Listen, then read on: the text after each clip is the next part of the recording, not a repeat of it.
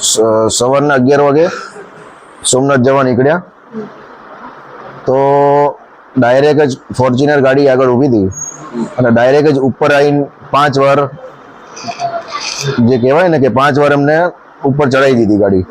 પછી એમાંથી 15 પાછળ ગાડી હતી ક્રેટા, બંને ગાડી બ્લેક ફિલ્મ હતી, નંબર પ્લેટ હતી નહીં અને બે ગાડીમાંથી લગભગ 15 થી ઓછા મતલબ 12 થી 13 જણા ગાડીમાંથી ધોકા લઈને બધા નીકળ્યા અને જે ધોકા હતા એ લોખંડના હતા અને જે કાચ આખી ગાડીના કાચ બાજ મારા બધા ફોડી નાખ્યા. પછી મને બહાર કાઢ્યો, મને કીધું બહાર નીકળ શબ્દ બધા બોલીને અને મને રિવોલ્વર બતાવી કે આ તારી આટલું 2 નંબરની રિવોલ્વર લાવ્યો છું, તને પાડી દેવાનો છું એમ કરીને મને 4-5 પગમાં જે ધોકા મારે એમાં ફ્રેક્ચર થયું છે અને હાથમાં ફ્રેક્ચર થયું છે. શું લાગે આ ઘટનામાં કોણ હોઈ શકે? કોઈ હોઈ શકે નહીં, દેવાયત ખબર પોતે જ છે. બધા જે 12 થી 15 જણા હતા, 12 થી 15 જણા બધાએ મોઢું બાંધેલા હતા.